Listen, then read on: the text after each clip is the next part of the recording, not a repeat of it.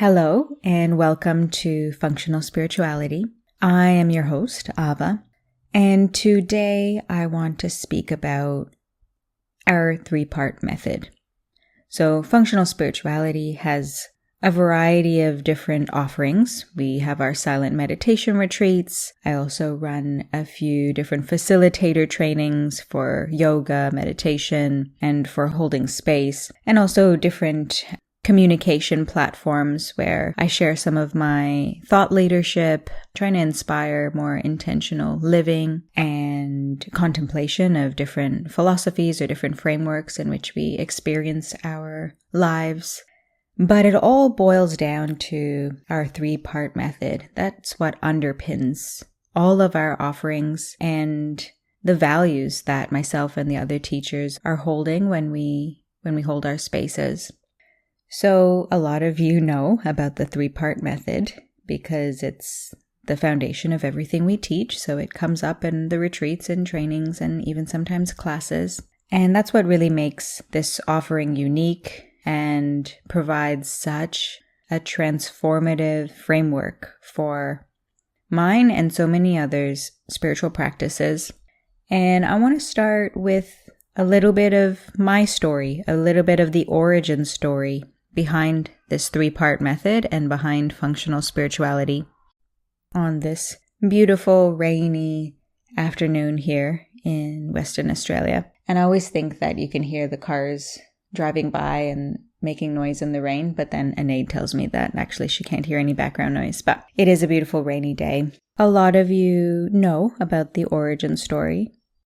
You've heard about my journey and about my history. So hopefully there's something new in here for you. And I guess we can start at any point, but I'll start back when I first started practicing spirituality. And I guess you could call it that. I started practicing yoga. I had moved to Sydney when I was 19 to go to uni there. And my housemate took me to a Bikram yoga class, and I became really obsessed with it. The way that they spoke about the practice, the promises, all the speak about purifying the body in these incredible ways. And so much of the practice was just talking about the benefits and how amazing the practice was. And I had that kind of slim body, flexible. I saw progress in that kind of practice really quickly. And I really loved it. And I became really addicted to it, as many people do become addicted to a yoga practice, or especially hot yoga, where you can really feel such profound effects of exhaustion and then relaxation at the end, and that transformation, the sweating and all of that. So I became really dedicated to the practice. And prior to that, I was living quite a normal life. I went to Sydney in pursuit of all of the normal Western culture values and standards of trying to make money and trying to make something of myself. And deep down, looking back, trying to connect, trying to find happiness, trying to heal myself. But without any guidance, I was just doing a lot of drugs and partying a lot and doing as little as possible at uni, trying to make friends, trying to connect with people. And along my way, I found myself in this yoga practice and became really, really dedicated to it while still doing all of the naughty things on the side. And became part of the furniture at that yoga studio. And at some point realizing that I was actually really unhappy and wanted to pursue more yoga, still not really having any guidance about what it was I really wanted. That's not a part of our spiritual systems, really, is looking at the individual, unique experience and facilitating the individual to tune inward and to ask themselves, what do I want? What am I searching for? What do I desire? And maybe it's all ultimately the same thing. We're all the same biological creatures, and what we're really seeking is connection, love, relaxation, freedom, fulfillment. But to actually feel that inside is so empowering. It's a form of consent to really feel, what do I want from my practice? What am I searching for? And to feel that. And then to move forward so we can find alignment in the direction of what we're looking for. So no one ever asked me that, and I just started seeking hardcore. I left and I ended up in a yoga school in Thailand. Some of you might know about this yoga center in Copenhagen called Agama. Such an interesting place looking back. So I found myself at this yoga school, and it was just starting to get big when I rocked up there in 2011. And I just thought, wow, this place is incredible. We used to call it Paradise Island, just this beautiful, beautiful island in Thailand, and a yoga school where everyone came there just to, and was thriving with this sense of belonging. And the school was very unique. So it was basically a school teaching many different kinds of Indian spirituality. And there was a lot of, over the past 2,000 years and more, 3,000 years in India, there have been a lot of different iterations, a lot of different branches and systems of spirituality. And a lot of them actually contradict each other in their intentions and practice, but that's not so well considered in our modern times. So, and wasn't considered in this school. So it was a lot of different forms of spirituality, Indian spirituality, combined into a very intensive curriculum. And I thought, wow, this curriculum has the answers to everything. And of course, the curriculum promised that it had the answers to absolutely everything. And everything on every single level was answered by this curriculum. So I dove into the system. I couldn't believe how comprehensive it was. And at this stage, I'm 22, so very young. I think I'm 22. I don't think I was 21. I think I was 22, and kind of dove into this system. And, I was supposed to be there for 2 months. I ended up being there for like 9 months, doing a teacher training, went to India and was teaching at their branch there, and just fully dove into it. Came back to Australia every now and again, visa run, see the family, and would teach a little bit of yoga, make a little bit of money, go back out.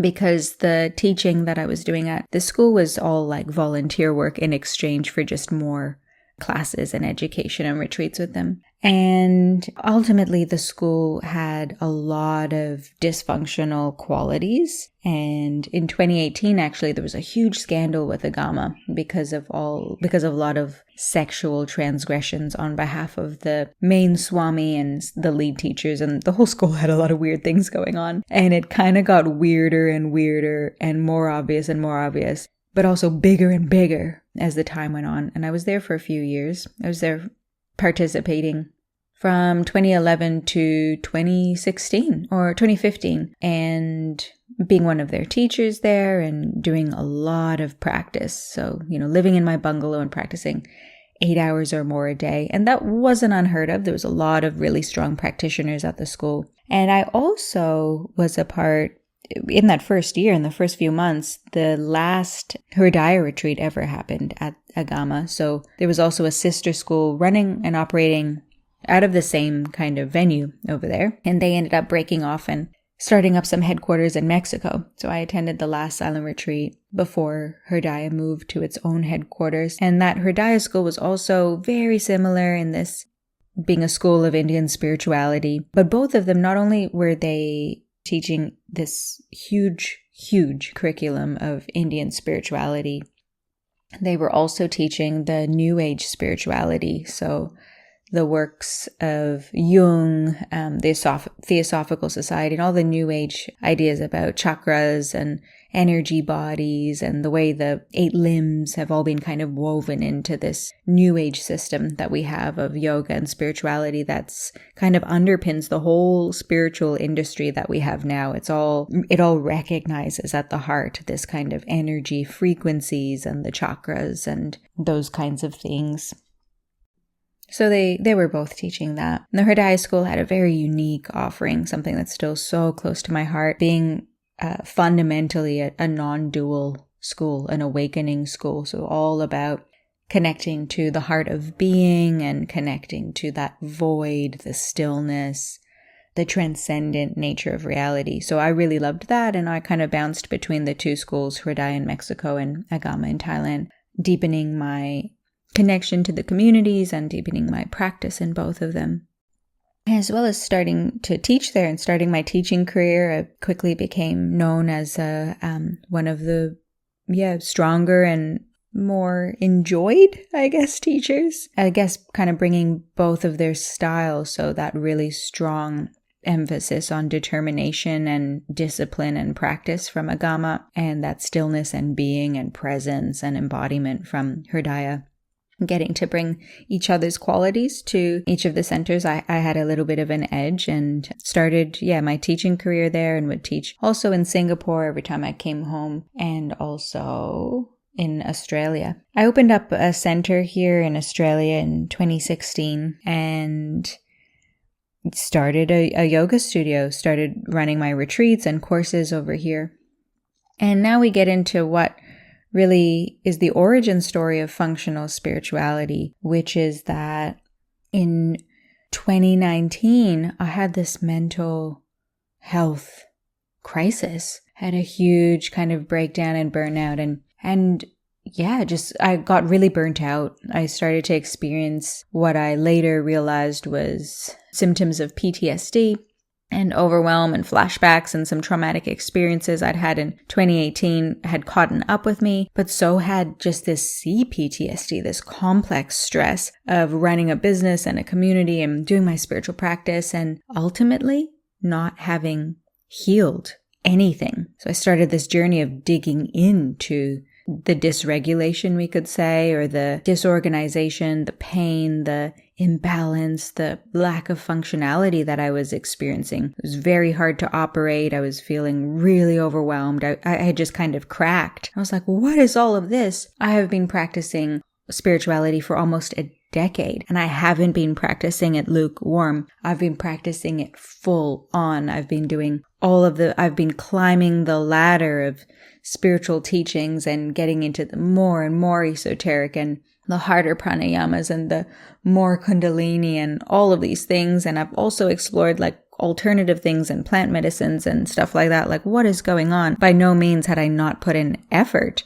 I had put in so much effort, and now I'm at rock bottom. I was at the worst I had ever felt emotionally. I was at one of the sickest physically and mentally. I could barely operate. And I was like, where did this come from? What is going on? And I started to do research, and I started to realize what was happening, especially as I was having like flashbacks and feeling so overwhelmed. And I started to realize that this whole time I hadn't practiced healing. I hadn't worked on the condition of my nervous system. And so it took me a good 3 years to really dig myself out of that hole. It took a long time, but very quickly I could start to feel a momentum of healing, even though I hadn't pulled myself out. And even though I felt like absolute crap, there was something inside of me that was hopefulness inside, a positivity, because I knew I could feel, and logically, rationally, it all made sense that I was getting better and I was going to be better. I was definitely going to heal myself, and I was going to come out even better and stronger. And I guess that also was inspiring for me because of the nature of my work. So what it boiled down to was that my spiritual practices, the spiritual systems, especially the ancient ones, have a tendency to promise healing through spiritual practice. And actually, there are different practices and different intentions and different results that we can get in our spiritual practice. And functional spirituality considers that when we are coming to spirituality, we want to practice spirituality, say. When we come to spirituality, we are interested in attaining one of three results. And maybe we want to attain all three results. Usually we want all three, but there's three different intentions that we might have. The first intention that we might have is for healing. The second intention we might have is cultivating. And the third intention we might have is awakening. So the first intention, the reason people turn towards spiritual practice is because they want to feel better. They don't want to feel bad anymore. They want to not suffer anymore. And suffering is not the same as pain in this context. In this context, when I say suffering, it means the second order of pain we experience not due to the flow of life, but due to the way we respond to the flow of life because of conditions inside of us that are from the past, unresolved material inside of us from the past, unhelpful frameworks inside of us because of the past. So most of us come to spirituality because we want to feel better without knowing it. Most of us are promised that if we get really good at holding our breath, or if we get really good at connecting to stillness and the void and the peaceful nature of the universe, that then we will feel better. But actually, that's not how it works. The only way to heal is to actually address the nervous system on a biological level, because suffering is actually a biological response. And because healing is actually a biological response. When we're talking about healing and we're talking about resolving the conditions inside of us that lead us to experience suffering, it is a biological experience. Now, I'm just going to be, I like to keep these podcasts kind of bite-sized. So I'm just going to be glossing over this 3-part method right now. It's fully elaborated and expanded in our offerings. But just to give you this taste of what this 3-part method is that the first part is that spirituality can offer us healing, but only if that's our intention and the approach we take is for addressing this biological condition of the nervous system repairing, regenerating, reorganizing itself. The second part of our spiritual practice, the second intention we might have when we come to spiritual practice, is really just that personal development, cultivating a non-specific cultivating, that we come to a specific spiritual practice because we want to get better at something. We're inspired. We have some kind of desire and passion and purpose in a certain direction. We want to, for a particular reason, we're inspired in a certain creativity or physicality or maybe a relational aspect, or we want to experience more beautiful emotions or energies, not because we're trying to get rid of pain, but because we feel like we want to expand or cultivate something in our experience. So a lot of us come to spirituality because we want to get better at something, or we want to fill up our lives with more intelligence. Maybe we want to get better at focus. Maybe we want to get stronger physically. There's so many reasons that we come to the spiritual practice where we are actually trying to cultivate something in our experience, in our lives, cultivate a specific quality. And the third reason we come to spiritual practice is for awakening. Because there is a part of our experience that is not physical, not energetic, not mental or emotional. There's a part of our experience that's not personal. There's a part of our experience that's formless. There's a part of our experience that is not any of the things that exist, but a part of our experience, of our reality of this moment that is actually the background of existence. What Eckhart Tolle calls the now, what we might call being. There is a way of accessing, recognizing, connecting to this background of the now, of the present moment, and connecting to it in a mystical way. So not just only from our mind, from a rational or philosophical point of view, because there are philosophies, simple philosophical explanations for how there could be a background of existence. So we're not just connecting it from our mind, but in a mystical way. So with our own being, with the wholeness of our experience, we can connect to that being. And ultimately, the awakening part of our spiritual practice is not just connecting to stillness and connecting to being or the heart space or that background. It's not just about connecting to it, but it's also about, so you connect to it and then you inquire into it in a special way. So you question it. And the special way is by questioning into it, is this what I am? So it's already a huge step to recognize, there's a background of the now. There's a background of existence that lends itself to everything that exists. But existence doesn't need stuff to exist. Existence can exist without form, and we can know that. But it's not just about knowing that, it's also about inquiring it into a certain way to say, is that what I really am? Because that's the awakening piece, because the way we normally live our lives is through an assumption that what I essentially am is a person. What I essentially am is an individual self. And through awakening tools and practices, which are more meditative and usually more meditative and self-reflective, and we go inward and we see, actually, everything that I'm calling a person is just a fluctuation of experience. It's a fluctuation of mind or body, and all of that's changing, and all of that arises in something and is known by something. What is that? What's me that knows my thoughts, that knows my body? What am I essentially? Yes, I'm my body. Yes, I'm my mind. I'm my mind. But what am I essentially? And we wake up to the realization that what I essentially am is all that is experiencing itself as this individual self.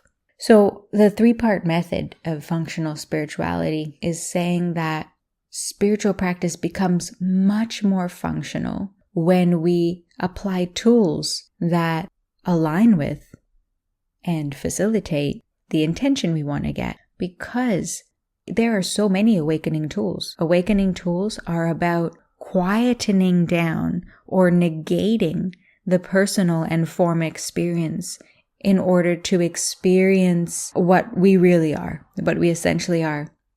And that's more negation tools. There's also affirmation tools where we affirm that everything our experience is an expression of that background. So awakening tools are about highlighting what's not the person. Healing tools are about tuning in to the person, turning our attention into the layers in a very special way, in a loving, present, caring way to those parts from the past, really listening, moving with those parts, either mentally or physically or with our emotions or our breath, with our energy, moving with those parts of us that don't feel right, reframing them in the mind, moving them through the body, being with them in our emotions. So it's about the person. It's about turning our attention to the person. Awakening tools are about bypassing the person. So the tools are going to produce different effects. Having an awakening practice is going to facilitate your healing tools to work better, but not directly offer you healing effects. I've got firsthand experience and I've seen it in practice with thousands of students that I've worked with. I can see what is happening and see the effects of what awakening tools do to people. I can see the effects of what healing tools do to people. Having a healing practice will facilitate your cultivation and awakening efforts, but it won't. Healing tools, doing your shadow work, doing your emotional work, doing your mental work will not directly offer you an awakening experience. Awakening tools offer awakening experience. Awakening tools will not directly offer you a healing experience, no matter how much they promise you that and how much it's written into the tradition. They don't have that effect. They're not about the biological process of healing the nervous system. That's not what awakening tools are about. So the functionality of our practice comes when the approach we're taking aligns with the intentions that we have.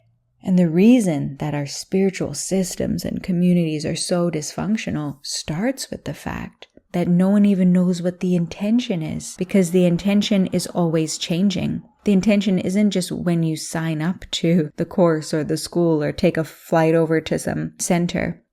The intention is a living experience. In this moment, what do I want? And now what do I want?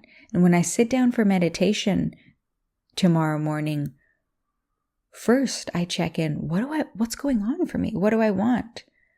And something inside, especially with the practice of the tools already, something inside says, I want to be with stillness. Or something inside says, I need to be with this emotion, or I need to reframe this thought, or I need to investigate a little bit deeper.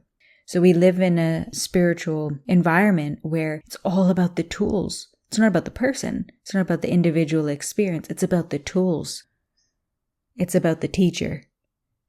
It's about this method and this system. But actually, what if that doesn't give me what I want? And how will I know what I really want today without checking in with what I desire, what my intention is? So there's this real external focus on just hoping that if I practice this pranayama every single day, I'm just going to get this magical result at the end.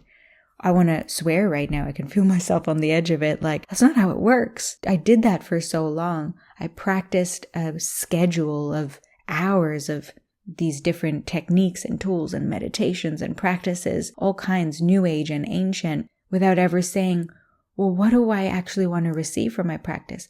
Also not having a clear idea of knowing that there are these different results from the practice.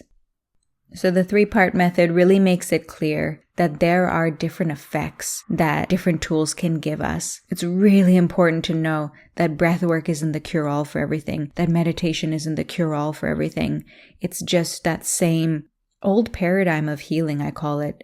We'll link the episode about the new paradigm of healing. But this old paradigm is just applying modalities to symptoms without really looking at what do I really want, and letting it be led from the inside, letting it be led from the system, letting it be led from our desires, really tuning in to what is that desire that I have. So this is such a huge topic. Like I said, it's the foundation of everything that we teach, that if we tune into what we really need, then we can appropriately select a tool that is most likely going to be efficient or going to help to produce the effect or the result that we're trying to get. And that's so important nowadays where we want to do the work fast. There's a lot of work to do. There's a lot of healing to do. There's a lot of awakening to do. There's a lot of cultivating to do. We can't afford to be doing something that's ineffective. We can't afford to be doing things that are dysfunctional, probably because we've been doing ineffective and dysfunctional spirituality for so long. It hasn't really worked. The point of spirituality for so long has been to relieve suffering, to bring more healing, connection, and organization inside of our society that is so survival focused, but hasn't done that. So we want to be more effective with our tools. We want to be more discerning. There's this tendency to just poo-poo the rational, the mind, the discernment, because no, we need to be more faithful. We need to just trust. Actually, we need to question. We don't need to be disrespectful, but we need to be discerning. And it's very old school to just follow blindly. It hasn't led us to anything on our global community. It hasn't really served us, all of that blind faith and following blindly our leaders. So that will help to explain that when you go to our free resources page on the website, our free resources are divided into the categories: deconditioning, cultivating, and awakening, so that you can follow along trainings that at least, you're going to feel inspired to all of them on different times and different ways. And most people come to spiritual practice for all three, but at least you know that category of what kind of effects you can expect. What is the category of practices and intentions when you're looking at the trainings from those three categories. So I will leave that one there and hope you've enjoyed this episode. As always, if you've got questions, more than happy to answer them and to have this discussion be a little bit more two-way. And any feedback and comments are more than welcome. Definitely check out some of the other trainings that are elaborating on this, because I kind of feel like I just scratched the surface. Maybe wish I had planned a little bit more to make sure I was covering what I wanted for each of the three. But if I have to plan, sometimes I don't record the podcast. So this is the way to get it out to you quicker. Hope you have a beautiful day and look forward to hearing from you again soon. Thank you for tuning in to the Functional Spirituality Podcast. If you enjoyed the show, make sure you subscribe by pressing the plus button on iTunes or the following button on Spotify. This is going to ensure that this resource is available and top of mind when you most need it. So please subscribe now.